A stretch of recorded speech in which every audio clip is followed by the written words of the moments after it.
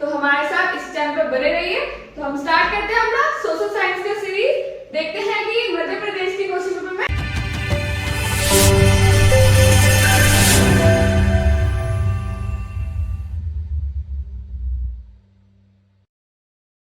कैसे क्वेश्चंस आए हैं।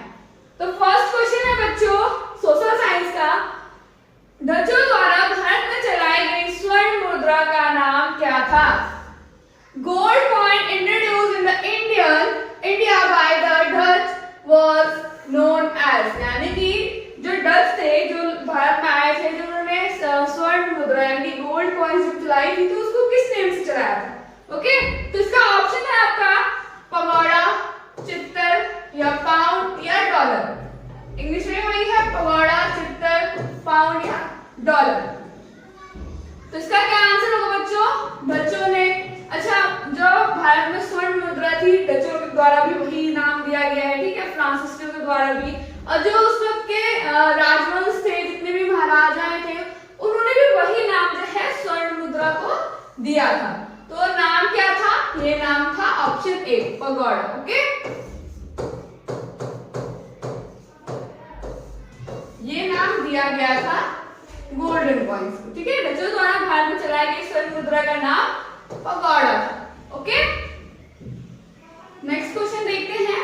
सेकंड है प्लासी का जो युद्ध था, प्लासी का युद्ध के समय बंगाल का नवाब कौन था? जब प्लासी का युद्ध हुआ था बच्चों, उस समय बंगाल का जो नवाब था वो कौन था? Who was the Nawab of Bengal at the time of the battle of Plassey? ठीक है, बैटल ऑफ प्लासी के समय बंगाल में कौन था हमारा नवाब? ऑप्शन है आपका अलीवर्दी खान, ओके, बी है सिराजुद्दौला, सी है शाह आलम या सुजाउद्दौला। ओके, ये सिराजुद्दौला है और सुजाउद्दौला है, ठीक है। फिर इसमें वही ऑप्शंस हैं। तो आपको बताना है कि जो प्लासी के जो युद्ध हुआ था उस टाइम पे कौन आपका क्या था? नवाब था बंगाल का। अलीवर्दी खान था, सिराजुद्दौला था, या फिर शाह आलम था, या फिर सुजाउद्दौला था। तो इसका बच्चों क्या होगा? इस टाइम पे था सिराजुद्दौला। ओके, यानी ऑप्शन बी आपका सही है। प्लासी का जब युद्ध हुआ था उस टाइम पे बंगाल का जो नवाब था वो था सिराजुद्दौला। ओके, यानी कि ऑप्शन बी। नेक्स्ट है जो स्थायी बंदोबस्त की गई थी वो कब लागू करवाया गया? स्थायी बंदोबस्त जो है बच्चों वो क्या है? एक भू राजस्व है। ओके, यानी कि जो लैंड पे टैक्सेस जो पे करते थे उसको क्या बोलते थे? स्थायी बंदोबस्त के नाम से जाना जाता था, ठीक है। तो ऑप्शन है, इसमें मेरी क्वेश्चन है when was permanent settlement introduce, ठीक है। तो कब इंट्रोड्यूस किया गया था? ऑप्शन है 1857 या 1757 या 1793 या फिर 1784। वही है ऑप्शन 1857 एडी या 1757 एडी या 1793 एडी या फिर 1784 एडी। तो इसका आंसर क्या होगा बच्चों? जो भू राजस्व के रूप में स्थायी बंदोबस्त को इंट्रोड्यूस किया था वो कब लागू किया था? ओके, कब इंट्रोड्यूस किया था? तो इसका आंसर होगा ऑप्शन सी। कब किया था ये? 1793 ईस्वी में। ओके, तो नेक्स्ट देखते हैं हम। सन 1829 ईस्वी यानी कि 1829 में किस कुप्रथा पर रोक लगाई गई? ओके, कौन सी जो कुरीतियां थी उसको हटाया गया? कब? 1829 एडी में। ओके, बाल प्रथा, दहेज प्रथा, सती प्रथा या पर्दा प्रथा यानी कि पर्दा करना, ओके, घूंघट लेना, चाइल्ड मैरिज, डॉरी सिस्टम या सती या फिर पर्दा सिस्टम। तो क्या हटाया गया था बच्चों? ये 1829 में जो गवर्नर थे ब्रिटिश के, कौन गवर्नर का नाम था? लॉर्ड विलियम बेंटिक ने 1829 में बंगाल में किस चीज को रोका? उन्होंने रोका सती प्रथा को। ओके, ये क्वेश्चन ऐसे क्या सकता है कि 1829 या फिर सती जो प्रथा है वो सबसे पहले किस गवर्नर ने, किस ब्रिटिशर्स ने रोक लगाई, ठीक है। तो कौन किसने लगाई? लॉर्ड विलियम बेंटिंक ने। ओके, तो कब हुआ ये हुआ था 1829 में। कौन सी प्रथा थी ये? सती प्रथा थी। ओके, ऑप्शन सी आपका करेक्ट है। फिर आपका मुगल काल में दीवान या वजीर, जो दीवान और वजीर होते थे वो उनका क्या काम होता था? During the Mughal period the diwan और वजीर लुक्ड आफ्टर, यानी कि वो कौन से कार्य को पूरा करते थे? ऑप्शन है ए, आय व्यय का हिसाब रखना, यानी कि जो भी उस टाइम पे इनकम और एक्सपेंडिचर था उन सब का हिसाब कौन रखता था? ठीक है, क्या ये रखते थे? सैन्य विभाग की देखभाल करना, ओके, द आर्मी, घरेलू विभाग का हिसाब रखना, home affairs, and third last है न्याय विभाग का प्रमुख होता था, जुडिशियल अफेयर्स का मतलब हिसाब रखते थे। कौन? दीवान या वजीर। तो इसका आंसर क्या होगा बच्चों? जो दीवान हुआ करते थे एडमिनिस्ट्रेशन को देखते थे, प्रशासन देखते थे, ओके, उनका हिसाब किताब रखते थे, वित्तीय जो संभावनाएं, वित्तीय जो भी शासन प्रशासन के रूप में जो भी कार्य करवाया जाता था वो सारी चीजें कौन रखते थे? वो रखते थे वजीर या फिर दीवान। ओके, वित्तीय चीजों को वो देखते थे, ठीक है। इकोनॉमी यानी उस एम्पायर में जो भी इकोनॉमिक्स से रिलेटेड जो भी चीजें हैं वो कौन रखते थे? वो रखते थे वजीर और दीवान। तो इसका आंसर होगा आय व्यय का हिसाब कौन रखता था? दीवान और वजीर। ऑप्शन ए, यानी कि the income and expenditure. Okay, option A आपका सही है। ओके, इसका है द इनकम यानी आय व्यय, कहां से पैसे आ रहे हैं, कितना खर्च हो रहा है, वो सब कौन रखते थे बच्चे? ध्यान, वो रखते थे हमारे वजीर या दीवान। ओके, नेक्स्ट है राष्ट्रीय एकीकरण का कौन सा तत्व बाधक है? राष्ट्रीय एकीकरण यानी कि कोई भी नेशन है ना, कोई भी नेशन को जब हम एक करते हैं तो उसमें कौन कौन सी बाधाएं आती है? तो which is distributive force of national integration. Okay, जातिवाद, संप्रदायवाद या पृथकवाद या उपरोक्त सभी, कास्टिज्म, कम्युनिज्म या फिर सेपरेटिज्म, तो या फिर ऑल ऑफ दीज। तो क्या होगा बच्चों? राष्ट्रीय एकीकरण के लिए क्या क्या चीज जो है बाधक के रूप में काम करता है? जातीयवाद होगी तो क्या राष्ट्रीय एकीकरण हो पाएगा? संभव है ऐसा? नहीं। क्या अगर संप्रदायवाद होगा, अगर कोई भी व्यक्ति है वो अपने संप्रदाय के साथ ही अच्छा रहे, दूसरों के साथ बुरा व्यवहार करे, तो क्या उसमें राष्ट्रीय एकीकरण करना संभव है? तो वो भी नहीं। ओके, फिर पृथकवाद यानी कि सबसे अलग अलग करके रहना, अलग समझना दूसरों को, तो क्या इससे हम एकीकरण कर सकते हैं? तो इसका भी आंसर होगा नहीं। तो क्या होगा इस सबका आंसर? ये सब क्या है? तत्व है किसके? राष्ट्रीय एकीकरण के बाधक है ये। ओके, तो उपरोक्त सभी यानी कि ऑल ऑफ अबव। ओके, ये किसके आंसर है? राष्ट्रीय एकीकरण के बाधक के रूप में ये कार्य करते हैं। फिर है मध्य प्रदेश में मानव अधिकार आयोग का गठन कब हुआ? तो मानव अधिकार का गठन कब हुआ? When was Human Rights Commission formed in Madhya Pradesh? कब हुआ था बच्चों? ये हुआ था फॉर्म, गठन कब हुआ था? इससे रिलेटेड वर्क जो है आपका कब हुआ था? स्टार्ट 1993 में हुआ था, लेकिन गठन कब हुआ? वो हुआ सितंबर 1995 में। ओके, सितंबर 1995 में इसको क्या किया गया? गठित किया गया। स्टार्टिंग तो है 1993 से हो गया था, लेकिन गठन कब हुआ? सितंबर 1995 ईस्वी में हुआ। किस देश में सबसे अधिक भूकंप आते हैं?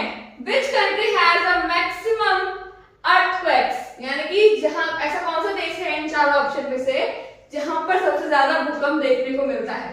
तो क्या है? भारत है वो, फ्रांस है, जापान है या श्रीलंका है? तो इसका आंसर क्या होगा बच्चों? इसका आंसर होगा जापान। ओके,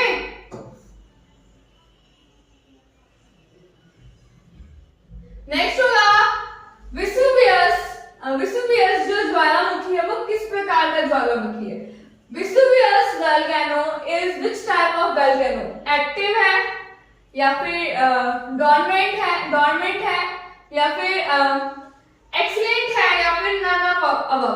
सक्रिय ज्वालामुखी, प्रसुप्त या विषुप्त या फिर इनमें से कोई नहीं। तो ये बच्चों जो विषुवत जो ज्वालामुखी है वो कैसी है, वो सक्रिय यानी कि एक्टिव वोल्केनो है। ओके, नेक्स्ट देखो, नेक्स्ट है भेड़ाघाट किस जिले में स्थित है। ये तो पता है जो भेड़ाघाट है वो कहां पर है, एमपी में। ओके, कहां पर है, मध्य प्रदेश। लेकिन वो कौन से डिस्ट्रिक्ट में है वो बताना है। तो इंदौर, भोपाल, ग्वालियर या जबलपुर। तो क्या होगा, इसका आंसर होगा जबलपुर। ठीक है, जबलपुर जो डिस्ट्रिक्ट है हमारे मध्य प्रदेश का, वहां पर क्या स्थित है, ये भेड़ाघाट जो है वहां पर वो स्थित है। ओके, यहाँ पे क्या है, ये यहाँ पे बहुत सारे झरने भी हैं, यहाँ एक तरह का टूरिज्म भी माना जाता है प्लेस को। तो ये कहाँ पर है, कौन से डिस्ट्रिक्ट में है, ये है जबलपुर। फिर है आपका पानीपत का तीसरा यानी कि तृतीय युद्ध किस वर्ष में हुआ, यानी कि the third battle of Panipat was fought in, कब हुआ था बच्चों, ये 1526 में या 1556 में, 5060 में या फिर 7061 में।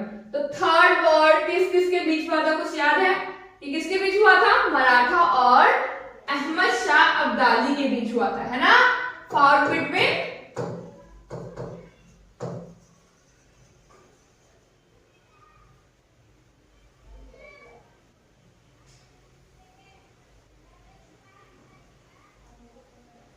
किसके बीच हुआ था बच्चों, ये फाउट बिटवीन मराठा और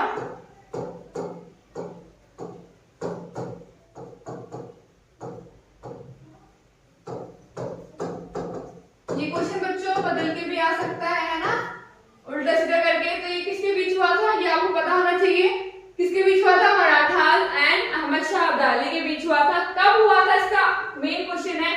तो ये हुआ था कितने में हुआ था, 7061 में। ओके, सन 7061 में मराठा और अहमद शाह अब्दाली के बीच जो है तृतीय पानीपत का युद्ध हुआ था।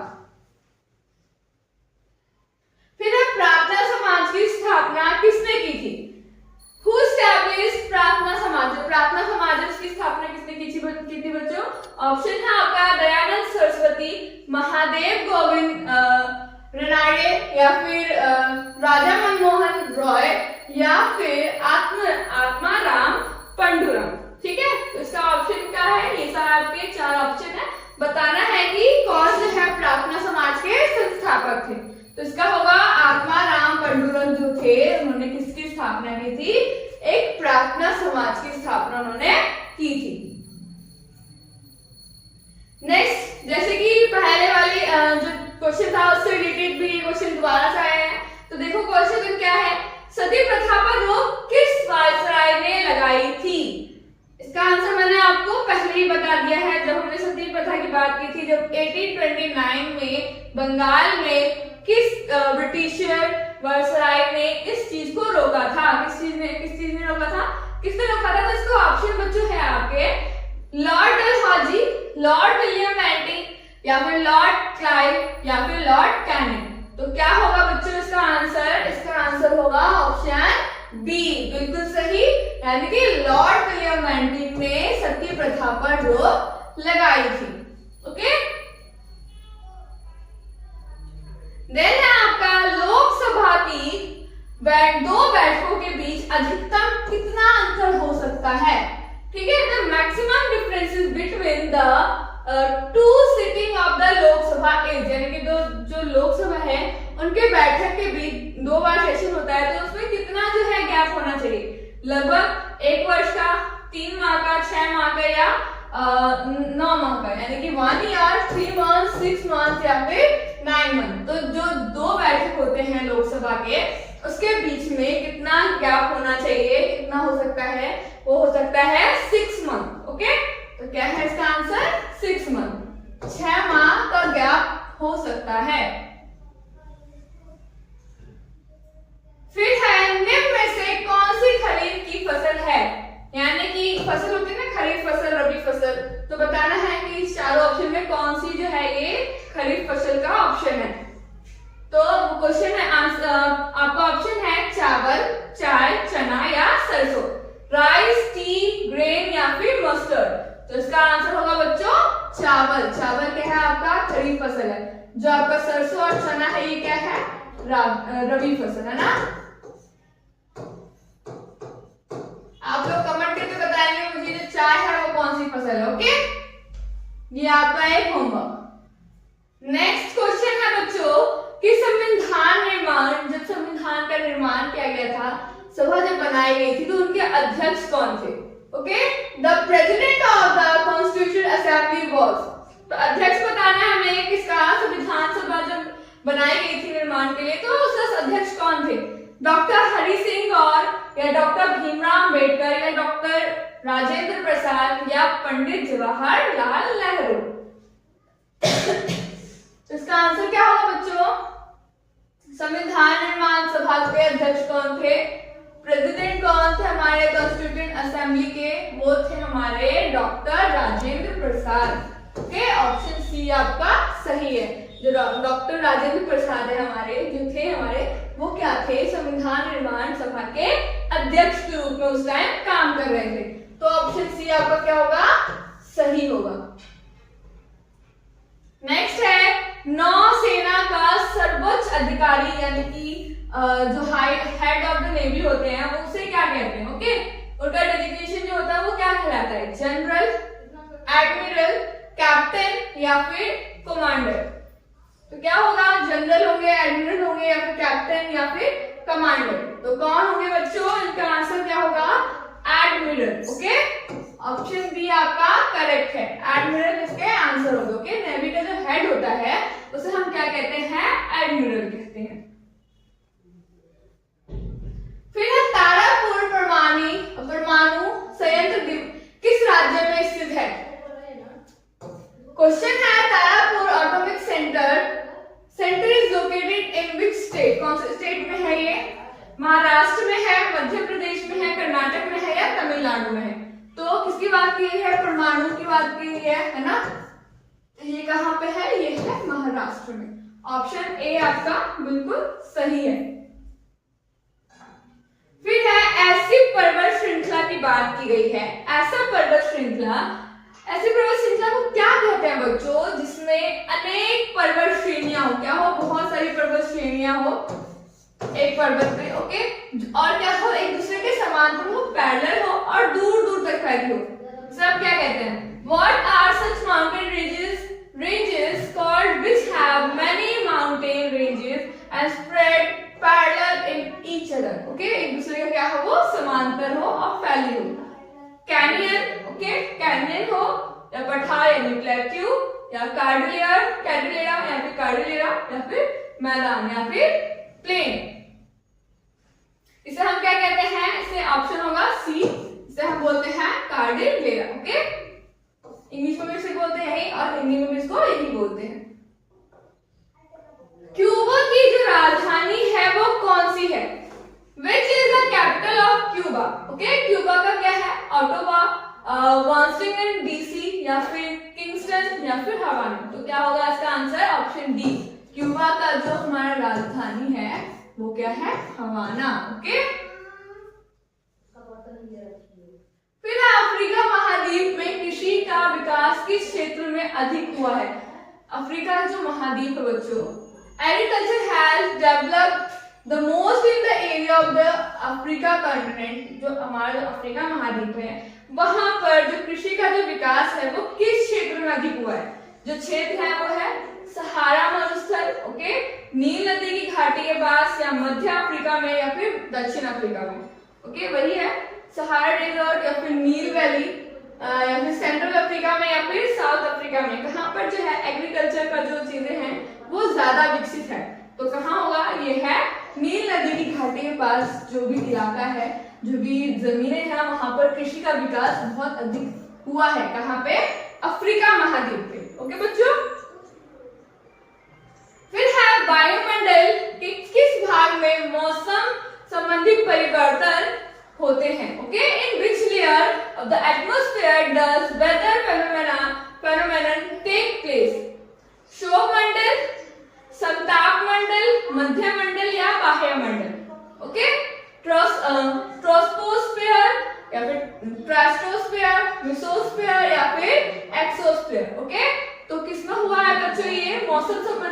परिवर्तन होते हैं वो कौन से लेयर में होते हैं एटमॉस्फेयर के, वायुमंडल कौन से भाग में होता है, वो होता है ऑप्शन ए यानी कि क्षोभमंडल जो होता है बच्चों, वहां पर मौसम संबंधी परिवर्तन को देखा जाता है यानी कि ट्रोपोस्फियर। ओके,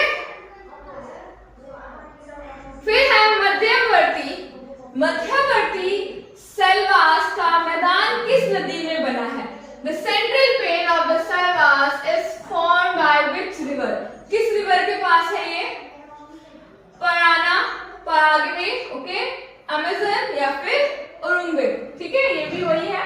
तो बताना है कि कौन से नदी के पास जो है सलवास का जो है मैदान बना हुआ है, तो वो है अमेजन नदी के पास। ओके, ऑप्शन सी आपका क्या होगा, करेक्ट होगा। अमेजन जो नदी है वहां पे क्या है, सेल्वस, मध्यवर्ती सेल्वस का मैदान जो है वो स्थित है। ओके बच्चों, फिर है वालपेराइजो बंदरगाह कहाँ है? Where is Valparaiso harbour? तो कहाँ है? चिली, ब्राजील, सुरीनाम या पेरू? तो कहाँ है बच्चों ये इस नाम का जो बंदरगाह है वो कहाँ है? ऑप्शन ए चिली में जो है हमारा क्या है, ये वालपेराइजो नाम का क्या है, बंदरगाह। ओके, फिर है भारतीय राष्ट्रीय कांग्रेस का प्रथम अधिवेशन कहाँ हुआ था? भारतीय जो कांग्रेस है उसका प्रथम सेशन जो है कहाँ हुआ था? Where was the first session of the Indian National Congress held? Poona, ठीक है, पुणे में हुआ था, दिल्ली में हुआ था, कोलकाता में हुआ था या बॉम्बे में हुआ था? तो कहाँ हुई थी पहली सेशन हमारे कांग्रेस की, इंडियन नेशनल कांग्रेस की, वो हुई थी हमारी बम्बई में, जिसे हम क्या बोलते हैं, मुंबई। ओके, ऑप्शन डी आपका करेक्ट होगा। चंद्रशेखर आजाद मध्य प्रदेश के किस जिले में के निवासी थे? जो चंद्रशेखर आजाद जो थे वो मध्य प्रदेश के किस जिले में, कौन से डिस्ट्रिक्ट में रहते थे? ठीक है, Chandrashekhar Azad belong to which district of Madhya Pradesh? Indore, Bhopal, Khandwa या फिर अलीराजपुर? तो इसका होगा बच्चों कौन से इसमें रहते थे, कौन से डिस्ट्रिक्ट में? तो डिस्ट्रिक्ट होगा अलीराजपुर। ओके, ऑप्शन डी आपका करेक्ट होगा। फिर आपका है जलियांवाला बाग। जलियांवाला बाग की जो घटना है बच्चों किस सन में घटित हुई थी? ये कहाँ हुई थी? ये आप मुझे बताओगे कमेंट में कि ये कहाँ हुई थी जलियांवाला बाग, ठीक है, की जो घटनाएं हैं वो कहाँ हुई थी, ये सन आपको इसमें बताया जाएगा। 1885 ईस्वी में हुई थी, 1919 ईस्वी में, या फिर 1942 ईस्वी में, या फिर 1947 ईस्वी में। Okay, incident of Jallianwala Bagh accrued in which year? कौन से ईयर में हुई थी बच्चों को बताना है। तो इसका आंसर होगा ऑप्शन बी 1919 ईस्वी में, यानी 1919 एडी में क्या हुआ था, जलियांवाला बाग इंसिडेंट हुआ था। स्वतंत्र बांग्लादेश, जो बांग्लादेश है वो कब अस्तित्व में आया, स्वतंत्र रूप में वो कब आया? When did independent Bangladesh come into being? ठीक है, 1947, 1965, 1971 या 1999? ओके, तो कब हुआ था स्वतंत्र बांग्लादेश अपने रूप में, अपने अस्तित्व में कब आया था?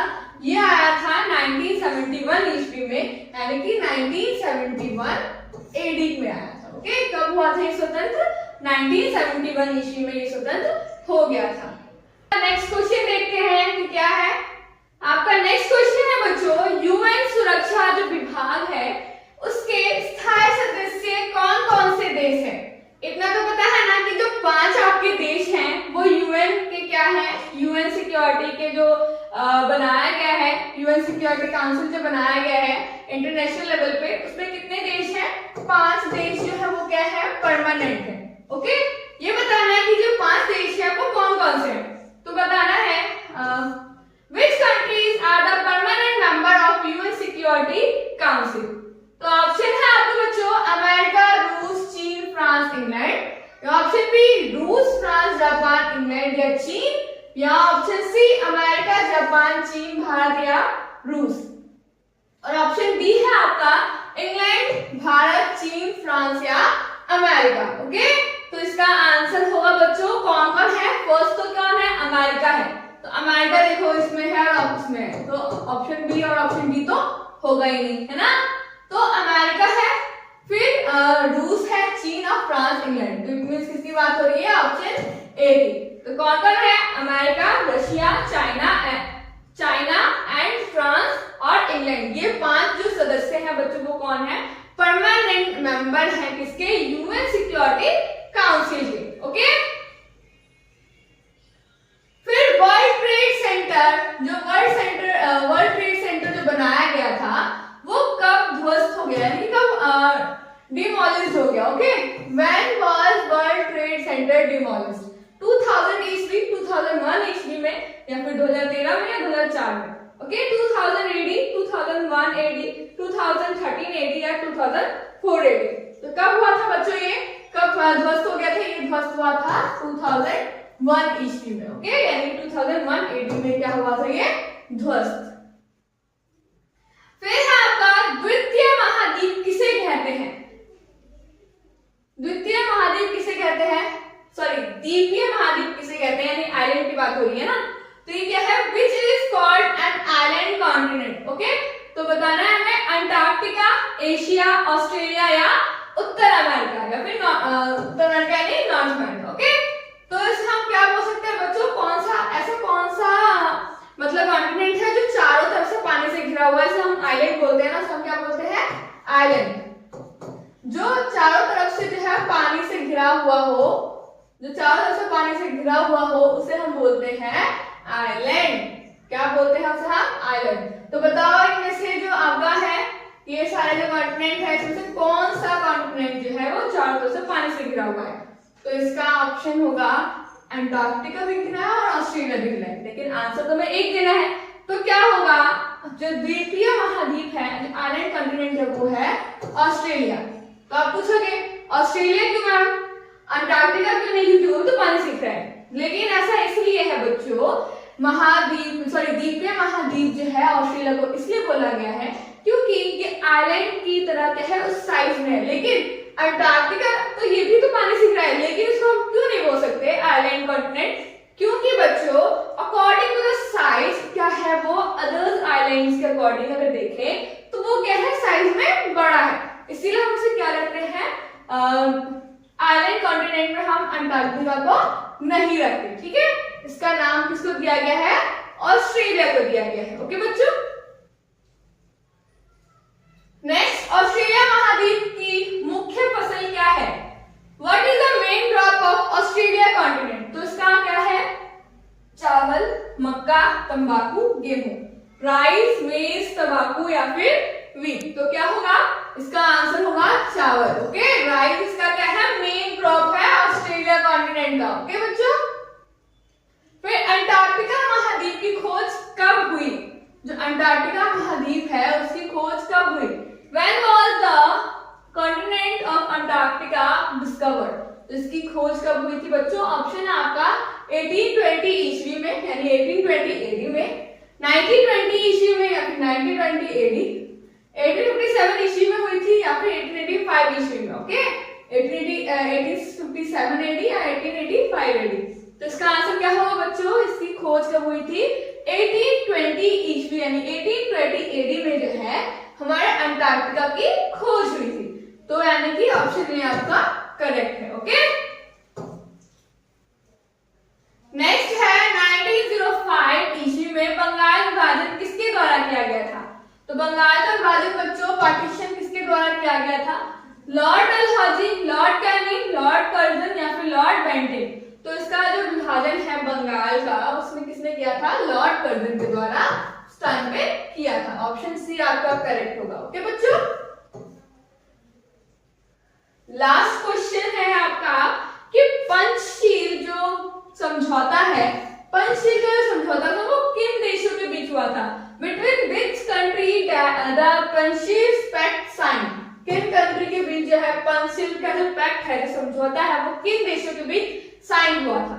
तो ऑप्शन है आपका भारत और पाकिस्तान, चीन और पाकिस्तान या भारत नेपाल या फिर ऑप्शन डी भारत और चीन। तो किसके बीच हुआ था? तो इसका आंसर होगा बच्चों भारत और चीन के बीच जो समझौता हुआ था उससे का जो नाम था वो क्या था? पंचशील का समझौता। ओके, तो इसी के साथ जो हमारे क्वेश्चंस कंप्लीट होते हैं सोशल साइंस के।